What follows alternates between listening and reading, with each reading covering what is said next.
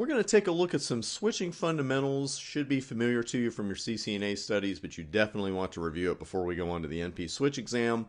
And also some new stuff as well. But before we proceed, a moment of silence, please, for the two old friends you see on the screen.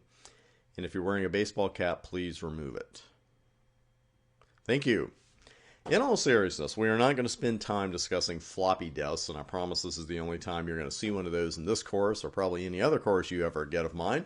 But the item on the left is a hub, and that's the predecessor to today's switches, and we need to know how hubs operated, why switches are such an improvement over hubs for your exam, but it's also good to know for your job knowledge as well, your personal knowledge set as they call it.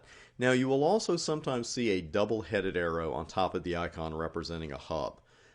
The only thing I can even imagine on your exam is they show you an exhibit and you've got some switches in there and all of a sudden you got this thing with one arrow on top. Well, what's that?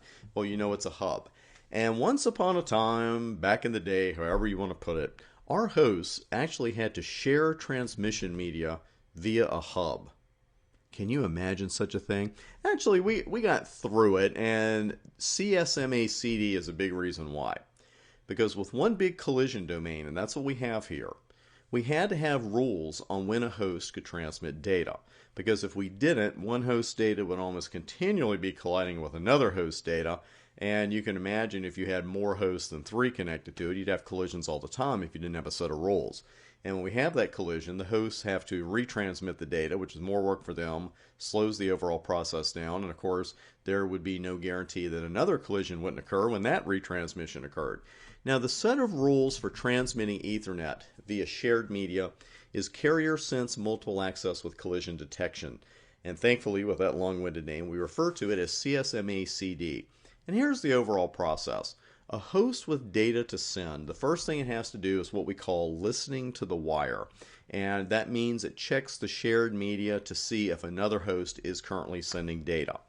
Now, if the media is in use, the host backs off for a few milliseconds before listening to the wire again. And if the media is not in use, then the host will go ahead and send the data.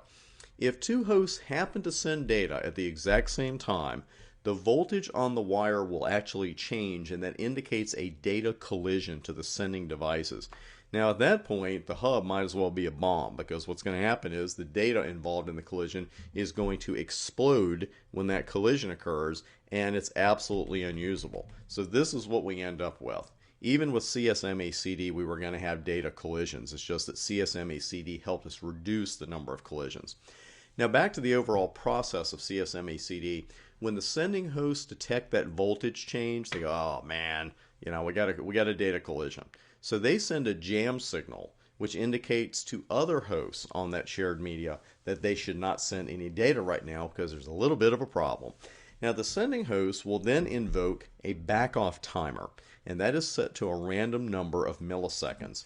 And when each host back-off timer expires, they begin the CSMA-CD process from the very beginning by listening to that wire. And since the back-off timer is set to a random value, it's very unlikely the data collision is going to occur.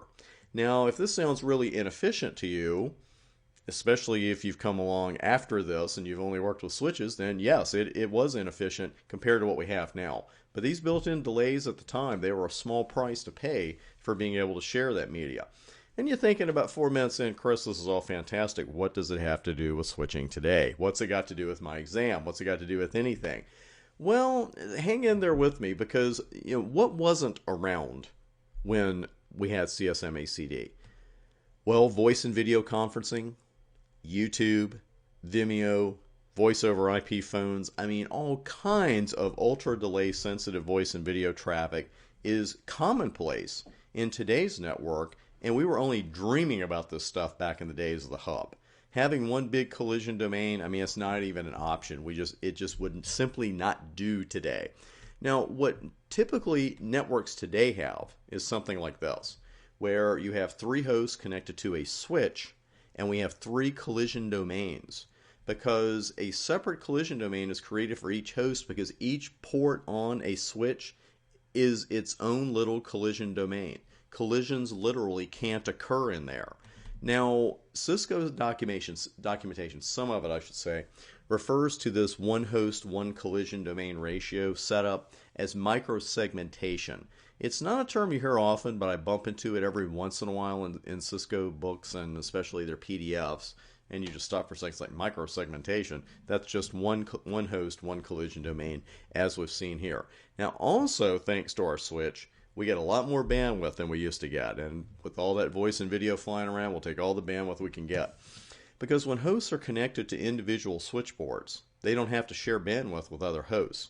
And with the right switch config and the right network cards, each host can theoretically run at 200 meg per second, 100 sending, 100 receiving, and that is assuming fast Ethernet ports, which most ports on modern Cisco switches are. Not all of them, but the ones we'll be using here are capable of fast Ethernet speed. Now, that takes care of the collision domain issue, but we still have another problem with having one large broadcast domain, because by default, a broadcast or multicast sent by any host connected to that switch is going to be received by every other host on that switch. That is a lot of unnecessary broadcasts flying around the network. And that in turn means unnecessary work, not just for the switch, but also for the hosts. It's okay for us to concentrate mostly on the switches because after all, we're prepping for the CCNP switch exam, not the CCNP host exam, which doesn't exist. But we still have to be concerned about our end hosts, and we don't want them getting a lot of broadcasts and multicasts they don't need because they still have to process them, or at least begin to process them before they realize, hey, wait a second, I don't even need this. And broadcast domains, we're going to come back to that in the VLAN section of the course, which is huge and plenty of lab work there. But VLANs are what we actually use to break up our broadcast domains. Now, I want to go over these frame forwarding decisions with you. And because when a switch gets a frame, it's going to either forward that frame, filter it, or flood it. But before we get to those, and don't peek at the board for the answer, when a frame enters a switch, what common value does the switch look at first? Someone asked me that a long time ago, and I was like, well, the destination. Because the switch, that's what it wants to do. It wants to get the frame to the right place. So it's going to look at the destination address because that's the only way to get it where it's going, right? Well, that's going to happen eventually, but that's not what happens first. The switch actually looks at the source MAC address before any other value. And your logical question to me saying that could be, or likely is, well, why does the switch even care where the frame came from? Well, the logical answer is because the source addresses on those incoming frames, that's how the switch builds and maintains its MAC address table. That's not the only reason for this behavior. We'll see at least one other in this course, but it is a major reason. Thing is, our routing table, it's helped along by dynamic routing protocols. We might put a few static entries in there, but generally we're going to let a dynamic routing protocol like EIGRP or OSPF build our routing table because frankly it's just a lot more efficient. Well, there really is no equivalent to these protocols at layer 2. We're going to see some layer 2 protocols, but none of them are absolutely dedicated to building the MAC address table. So the switches have to do that in another way. Now, we could build a MAC table with all static entries. We could do that. I have a baseball bat over in the corner of my workspace here, and I could take that bat and hit myself over the head with it. But there are consequences to that I might not like. I feel the same way about a MAC address table with all static entries because it's just so much more work for you, and the more manual configuration you do on any device, the larger the chances of misconfiguration. I personally am a really good typist, but the more I type, the more the chance there is a typo gets in there. That's just the way it is. The more you do something, the more the chance of a mistake.